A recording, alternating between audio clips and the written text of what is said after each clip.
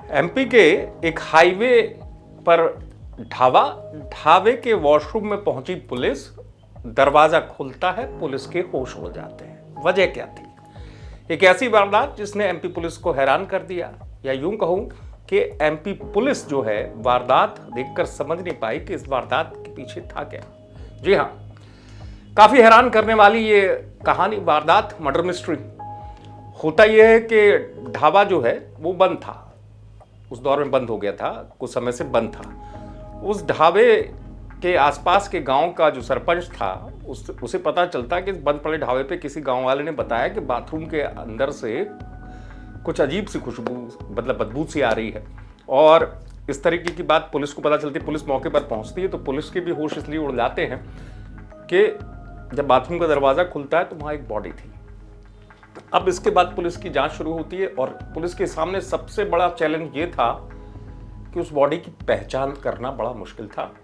इस तरीके से बॉडी को वहां डाला गया था। अब होता यह कि पुलिस जो है पहले ये कोशिश करती है, जैसे अक्सर किसी भी केस में होता है, सीसीटीवी फुटेज खंगाले जाते हैं कि ये बंद पड़ा हुआ ढाबा, यहाँ पे रात में, दिन में, सुनसान वक्त जब होता है तब कौन आया। तो पुलिस को सीसीटीवी फुटेज से कार का क्लू मिलता है। वो कार महाराष्ट्र नंबर की थी और उसमें एक महिला और पुरुष, पुलिस को ऐसा समझ में आता है, सवार थे। फिर पुलिस देखती कि इसी कार से एक बॉडी को ले जाके उस बाथरूम में डाल दिया गया। लेकिन सवाल यह था कि उस बॉडी की शिनाख्त कर पाना पुलिस के लिए बड़ी दिक्कत हो रही थी। इस हाल में बॉडी थी तो पुलिस भोपाल लैब जो होता है पोस्टमार्टम रिपोर्ट के लिए, भोपाल लैब भेजती है सैंपल को। वहां से पता चलता है, क्योंकि हुलिया, एज और एक अंगूठी, लेकिन चूंकि पुलिस को कार से, जैसे मैंने बताया, क्लू मिल गया था, तो पुलिस कार के नंबर से पहुंचती है महाराष्ट्र। महाराष्ट्र से कनेक्शन निकलता है क्योंकि कार जिसके नाम पर रजिस्टर्ड थी उसके यहां पहुंचती। तो जिसके नाम पर कार थी वो एक महिला थी।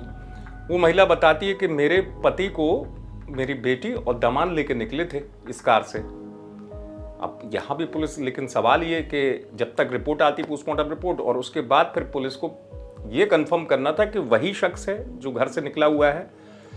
फिर पुलिस ने कैसे पता किया, ये सुनिए। ये प्लान बनाया कि इनको कहाँ बॉडी को फेंका जाए, बॉडी को कहाँ से प्लान किया जाए। उचित स्थान, ऐसा स्थान तलाश कर रहे थे कि जहाँ पर बॉडी को आसानी से छुपाया जा सके।